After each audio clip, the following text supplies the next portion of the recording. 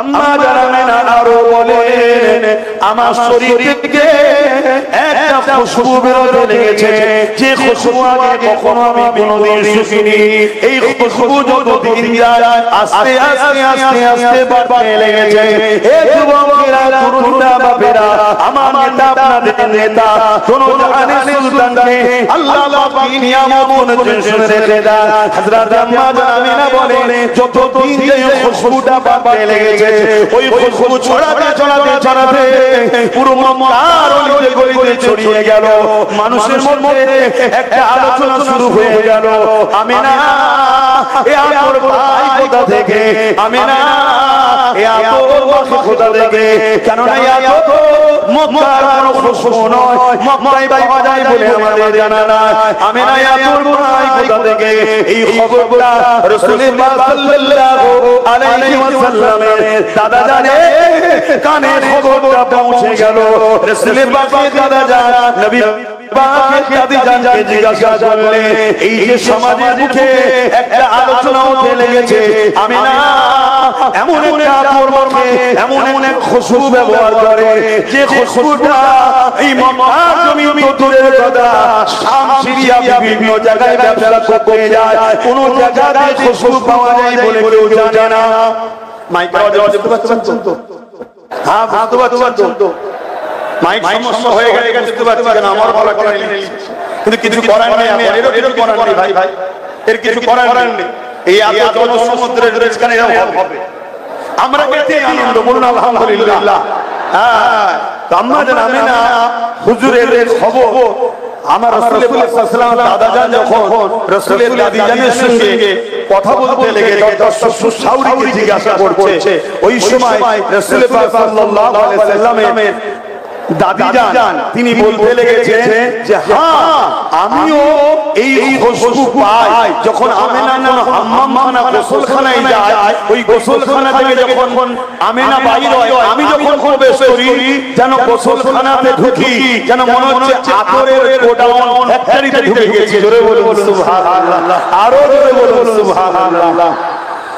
আল্লাহ নবী দাদা জান হযরত রাসূল পাক সাল্লাল্লাহু আলাইহি ওয়াসাল্লাম আম্মা জানকে ডাকলেন, ডেকে জিজ্ঞাসা করতে লেগেছে, মারে এই আতর তুমি কোথা থেকে পাও? এই আতরের খুশবু তুমি কোথা থেকে পাও? আল্লাহ নবী রমজান ওই সময় থুতু মোবারকটা জমিনে ফেললো, ওই থুতু ফেলার সাথে সাথে ওই আতর থুতু মোবারক থেকে খুশবু বেরোতে লেগেছে। আল্লাহ নবী রমজান বলতে লেগেছে, আমার আব্বা জান এই খুশবু আমিনা মাখে না, এই খুশবু আমার নয়, আমার পথে যিনি রয়েছে সেই মুহাম্মদুর রাসূলের খুশবু। আরো জোরে বলুন সুবহান, নারী দিবে হাত তুলে আবার বলুন লাল্লাইক লাল্লাইক, হাত লাল্লাইক লাল্লাইক লাল্লাইক, নারী দিবে। এই লাব্বাইক মানে কি? আমি হাজির আছি কার জন্য? ইয়া রাসূলুল্লাহ আপনার জন্য। জোরে বলুন সুবহানাল্লাহ। তো ভাইরা আমার, এই কষ্ট করে আপনারা যে এই পরিশ্রম করছেন, এই ধৈর্য ধরছেন, এটা অত্যন্ত আনন্দ খুশির বিষয়। এখানে আমি আপনাদের ঘরে একটা হাদিস আপনাদেরকে শোনাচ্ছি, যে কওলটা হযরত আব্বাস রাদিয়াল্লাহু তাআলা আনহু থেকে তিনি বলতে লেগেছেন যে আমরা আমার প্রতিবেশী এলাকার মানুষদের ঘরে নিয়ে এক জায়গায় করে আমার নবীর মিলাদের মাহফিল আলোচনা করছিলাম, অর্থাৎ আমার নবীর আগমন বিষয়ে আলোচনা করছিলাম। আল্লাহ নবী এই পাশ দিয়ে যাচ্ছিলেন, আল্লাহ নবীকে দেখে আমরা দাঁড়িয়ে গিয়ে সালাম দিলাম। নবী আমার ওই মাহফিলে এসে হাজির হলেন। আল্লাহ নবীকে আমরা বললাম, হুজুর আপনি আমাদের মাহফিলে একটু উপস্থিত হন, একটু হাজির হন। আল্লাহ নবী বললেন, অবশ্যই হব, তোমরা কি আলোচনা করছো? আল্লাহ নবী চাচা যান হযরত আব্বাস রাদিয়াল্লাহু তাআলা আনহু তিনি বলতে লাগলেন যে আমরা আলোচনা করতে লেগেছি আপনার শিশুবেলার কথা, মিলাদের কথা, মাউলুদের কথা। আল্লাহ খুশি হয়ে বললেন, এ সাহাবা শোনো, ওয়াজাবাত শাফাআতি, আমার শাফাআত তোমাদের জন্য ওয়াজিব। জোরে বলুন সুবহানাল্লাহ। হযরতে সাহাবী আব্বাস রাদিয়াল্লাহু তাআলা আনহু বলতে লাগলেন, হুজুর শুধু এটা আমার জন্য আমাদের জন্য না, যারাই মিলাদ করবে আল্লাহ নবী বললেন কিয়ামত পর্যন্ত শুধু ঘটকটুকুন নয়, পৃথিবীর যে কোনো জায়গায় আমি রাসূল আমার শিশুগুলোর আলোচনার মাহফিল হবে, প্রত্যেকটা মাহফিলে যারা আসবে তাদের জন্য আমি নবীর শাফাআত থাকবে। জোরে বলুন সুবহানাল্লাহ। এবার আপনাদের মাথায় যেতে পারে যে আমাদের মধ্যে তো অনেকে আছে সংসার করা দাঁড়িয়ে থাকা ভুল রাস্তায় চলছে। আরে ভুল রাস্তায় চলছে কিন্তু হুজুরের ভালোবাসায় আল্লাহ তাকে নামাজি মুত্তাকি আল্লাহ ওয়ালা করে হাজী বানিয়ে জান্নাতি বানাবার যোগ্য বানাতে পারে কিনা? জোরে বলুন হ্যাঁ কিনা? কেন আমরা ইতিহাসে দেখেছি বিশ্ববিখ্যাত সুফি ছিল হাবিব আজমি, তিনাকে আল্লাহ পরিবর্তন করে বিশ্ববিখ্যাত ওলি বানিয়ে দিয়েছে। জোরে বলুন সুবহানাল্লাহ। আমরা ইতিহাস করে দেখেছি হযরতে বিশাল হাফি এমন করে বিশাল হাফি সারা প্রাণ ভক্ত একদিন পরিবর্তন আল্লাহ তাকে করিয়ে জগৎ বিখ্যাত ওলি করে দিয়েছে। জোরে বলুন সুবহানাল্লাহ। তো ভাইরা আমার, আমি জানি আপনাদের অনেক কষ্ট হচ্ছে, তাই তো নাকি গো? হ্যাঁ, এই অবস্থায় কষ্ট হচ্ছে তো নাকি? তো যাই হোক, আপনাদের দেখে আমার নিজের লাইফের অবস্থা আমারও কথা বলতে কষ্ট হচ্ছে। কথা বুঝে আসছে? যা হুজুরের মিলাদ আমরা এসেছি, আল্লাহ আমাদের এই আলোচনাকে, আমাদের এই মেহনতকে, আমাদের এই বসাকে, আমাদের এই মজলিসকে আল্লাহ কবুল করেন। সাজা হিসাবে দুনিয়া আখিরাতে আল্লাহ আমাদের শান্তি দেন। বলুন আল্লাহুম্মা আমিন। আসুন একটু হুজুরের ভালোবাসায় আদবের সাথে আমরা সালাম দেব। ইয়া নবী সালাম।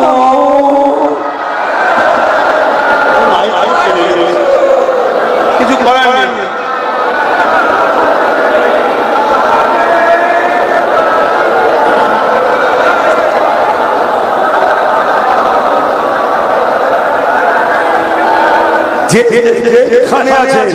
যেখানে আছেন সেইভাবে দাঁড়াবেন, কিন্তু রাস্তাটা বন্ধ না হয়ে যায় এটা খেয়াল করবেন। যেখানে আছেন সেখানে থাকুন। দেখতে পাচ্ছেন না দূরে আছেন, এসব টেনশন করবেন না। কেন হুজুরের মিলাদে আসা হলো আমাদের লক্ষ্য। নিশ্চয়ই আমি মেসেজ দিয়েছিলাম যে আপনারা যারাই আসবেন উদ্দেশ্য শুধু একটাই থাকে, হুজুরের মিলাদে আমরা যাচ্ছি, তাই তো নাকি? আমার ওই মেসেজটা দেখেছিলেন তো নাকি? হ্যাঁ, এটা হলো আমাদের উদ্দেশ্য। না হয় আপনারা গুনাহগার হয়ে যাবেন, এটা মাথায় রাখতে হবে। সব জায়গায় সব কিছু করলে হয় না। এটা হলো আমার হুজুরের আগমনী। আরে দিন এখনো অনেক দিন পড়ে আছে, এখনো 6-7 মাস আছে। আচ্ছা খেলা ছিল, কোনো চিন্তা করবেন না। কিন্তু আজকে তো হুজুরের আগমনের দিন, আজকে তো মিলাদের দিন। আজকের দিনটা কিন্তু আমাদের উদ্দেশ্য একটাই হবে, আমরা হুজুরের মিলাদ আসছে, ঠিক না বেটি? আমরা হুজুরের, বলুন আমরা হুজুরের, কারা কারা হুজুরের মিলাদ উপলক্ষ করে এসেছেন হাত তুলে। মাশাআল্লাহ মাশাআল্লাহ। যে যেখানে আছে আল্লাহকে সাক্ষী রেখে হাত দেখান, আমাকে দেখাতে হবে না। আল্লাহকে সাক্ষী রেখে হাত তুলে বলে মিলাদের উদ্দেশ্য করে এসেছেন আপনারা। আলহামদুলিল্লাহ আলহামদুলিল্লাহ। আল্লাহ আপনাদের আশাকে কবুল করে বলে আল্লাহুম্মা আমিন।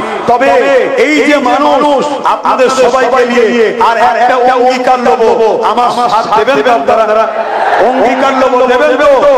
হাতটা প্রথম নাবান, কথাগুলো আগে শুনেন। মসজিদ মাদ্রাসার কবরস্থান ঈদগাহ খানকা এটা আমার ধর্মের সম্পদ না, ধর্মের নয়। আরে মাইক শোনা বলছে, সব মাইক বন্ধ হয়ে গেছে। কি করবে এখন? কি রেডি করে হয়? এখন কি সম্ভব? তোমরাই তো পায়ে পায়ে সব সরিয়ে ফেলেছো, চার করা যাবে। যাক একটুখানি কষ্ট করো, একটু আমার মুখের দিকে তাকাও। দুধ থেকে ভালো ভালো থাকলে বুঝে লিয়া যায়, তাই বলতে চাইছি। কি চোখের ইশারা তো অনেক কিছু বোঝা যায়। হ্যাঁ, তো সেই জায়গায় আমি বলতে চাইছি ওয়াকফ মসজিদ মাদ্রাসার কবরস্থান ঈদগাহ খানকা এটা আমাদের সম্পদ নাকি? জোরে বলে এটা আমাদের তো নাকি? কিন্তু আজ বড় দুঃখের সাথে বলবো হয় কেন্দ্র সরকার এই ওয়াকফ কানুন সংবিধান বিরোধী আইন করে আমাদের মসজিদ, আমাদের মাদ্রাসা, আমাদের কবরস্থান, আমাদের ঈদগাহকে দখল করতে চাইছে। আমার নবী পাক সাল্লাল্লাহু আলাইহি ওয়াসাল্লাম ১৫০০ বছর আগে এসে আমাদেরকে মসজিদ দেখালো, আমাদেরকে মাদ্রাসা চিনালো, আমাদেরকে কবরস্থান হওয়ার স্টাইল শেখালো, আমাদেরকে খানকা শেখালো, আমাদেরকে মৌলবি শেখালো। সেই দিনের অস্তিত্ব, সেই দিনের পহচান কেন্দ্র সরকার মিলিয়ে দেবে বলেছে। নবীর আগমনের দিনে আজকে নবীর গোলামদের কাছে আমি জানতে চাই আমরা বুকে আজাদ খুঁজে হলো কেন্দ্রীয় সরকারের এই সংবিধান বিরোধী কালা কানুনের বিরুদ্ধে আমরা লড়াই করতে রাজি আছি না এই লড়াই আমাদের হবে, এই লড়াই আমাদের হবে। আমি যে কাজ করছি আরো মেনে নিচ্ছে তো কি বলবো সব মাইক টেক চলে একদম মাইক ও ছেলে চিনি আমাদের ছেলে খবরদার যেন ওপরে চড়া হবে না।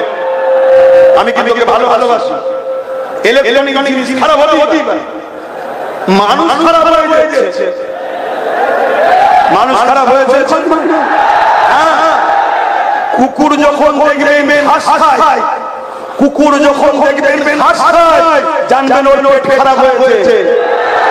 আর নবীর কোন মুসলমান নবীর নবী করে কোন মুসলমান নবী ঘুষ খায়, হারাম খায়, মানুষের ছেড়ে খায়, জানবেন ওর ঈমান নষ্ট হয়ে গেছে। এটা মাথায় রেখো তো ভাইরা আমার। কেন্দ্রীয় সরকার তাই আজকে ক্ষমতা ধরে ওয়াকফ বিরোধী কালা কানুন তৈরি করছে, তার বিরুদ্ধে আমাদের লড়াই চলবে কিনা বেঠি? এই জোরে বলে কিনা বেঠি? এই লড়াই পুরো দেশে হচ্ছে, বাংলাতেও হবে না। জোরে বলে হবে না। আজকে বাংলার কেউ যদি মনে করে তুমি কেন্দ্রীয় সরকারের বিরুদ্ধে কথা বলতে পারবে না, কেন্দ্রীয় সরকারের বিরুদ্ধে লড়াই করতে পারবে না, কেন্দ্রের কালা কানুনের বিরুদ্ধে কথা বলতে পারবে না, আজ আমি বাঙালিদের ঘরে, বাংলার মানুষদের ঘরে, নবীর গোলামদের ঘরে জানতে চাই আমার মসজিদ মাদ্রাসা কবরস্থান ঈদগাহকে বাঁচানোর জন্য কেন্দ্রীয় সরকারের বিরুদ্ধে লড়াই হবে। ওই লড়াই যদি বাংলার কেউ নাক গলায় তার নাক আমরা কেটে দেবো, ওর নাক ভেঙে ফেলবো আমরা, ঠিক আছে না বেঠে? ও যদি মনে করে আমার হাতে ক্ষমতা আছে আমি করতে দেবো না, আমার দাদার বিরুদ্ধে লড়তে দেবো না, তাহলে পুরো জানিয়ে নি তোমার দাদাকে আমার বিরুদ্ধে লড়বো, তোমার বিরুদ্ধে লড়তে ঠিক না বেঠে? আমাদের ঈমানের মামলা ঠিক না বেঠে? আজ আমি আপনাদের বলি এখান থেকে একটা সাক্ষী দিন, আগামী দিন বর্ষা কেটে যাওয়ার পর আমার প্রসেসিং চলবে। আমি কলিকাতার ব্রিগেডে একটা ওয়াকফ বাঁচাও, দেশ বাঁচাও, মানুষের অধিকার ফিরিয়ে দাও এই বিশাল একটা আন্দোলনের ডাক দেবো। আপনারা কি গাটের পয়সা খরচ করে ওয়াকফের জন্য, দেশের জন্য যেতে রাজি আছেন? হাত তুলে রাখবেন, হাত তুলে রাখবেন, হাত তুলে রাখবেন। রাজি আছেন? ধোকা দেবেন না তো? গাছ নামিয়ে গাছে তুলে মই করে দেবেন না তো? যাবেন আপনারা? আপনারা মনে রাখবেন, আপনারা যদি নাও যান আন্দোলন হবে, কিন্তু মনে রাখবেন আপনারা গেলে লক্ষ লক্ষ লোক ওখানে বাড়বে, আন্দোলনের চাপ সেখানে বাড়বে। বাংলায় যদি আন্দোলনের প্রভাব বাড়ে, এর প্রভাবটা দিল্লি গিয়ে পড়বে, মাথা যত বাড়বে, ভিড় যত বাড়বে, প্রভাবটা দিল্লি গিয়ে পড়বে। যেমন কৃষকের বিরুদ্ধে আইন হয়েছিল, কৃষকরা আন্দোলন করেছিল, কেন্দ্রীয় সরকার আইন উগ্র করতে বাধ্য হয়েছে, আইন বাতিল করতে বাধ্য হয়েছে। আমরাও যদি আন্দোলনকে বাড়াই, আন্দোলনের মাথা বাড়াই, ভিড় বাড়াই, তাহলে আমাদেরও কালা কানুন করেছে, এই কানুন, এই আইন কেন্দ্রীয় সরকার ফিরিয়ে নিতে বাধ্য হবে।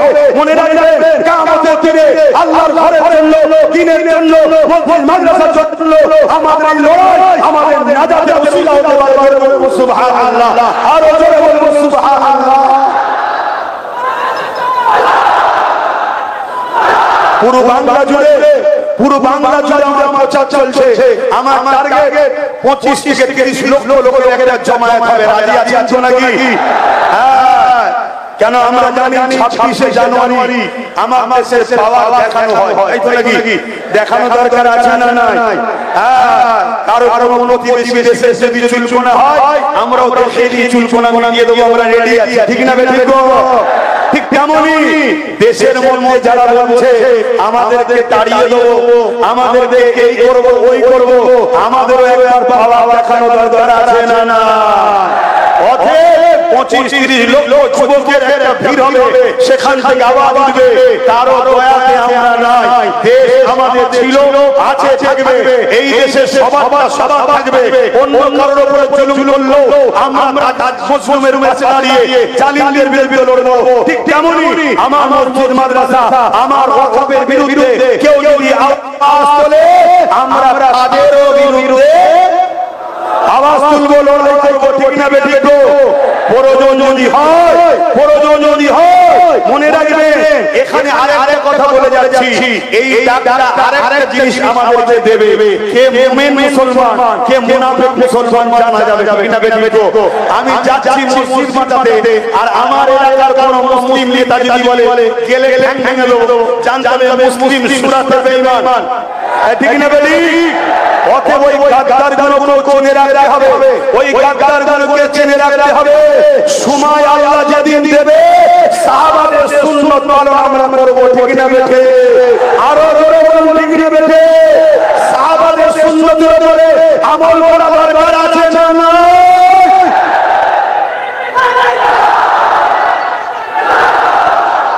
আসেন, আর কথা নয়, অনেক শব্দ হচ্ছে, আপনাদের যদি নাও হয় আমি তো ভিজে যাচ্ছি, আর এর অবস্থা ভালো নয়। তো যাই হোক, আসেন আমাকে একটু সালাম করিয়ে একটু দোয়া করব। ইয়া নবী সালাম,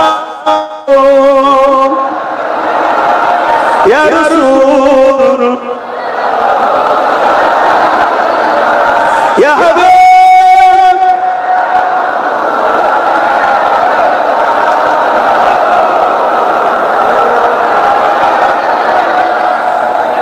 طلع البدر علينا من شنيعة الوداع وجب الشكر علينا ما بدا لله يا نبي سلام يا رسول يا حبيب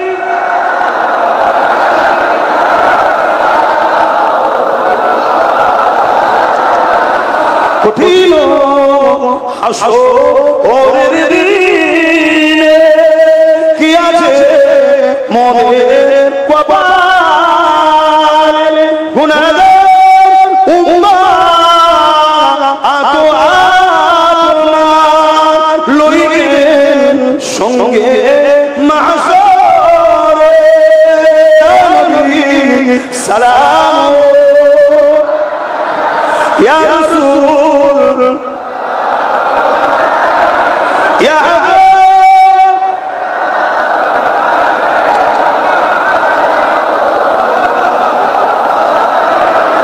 জিবরাইল দিলে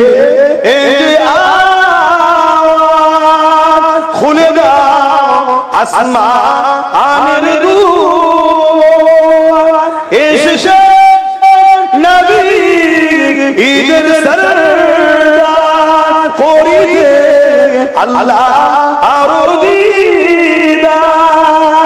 নবী সালাম ইয়া রাসূল ইয়া হাবিব,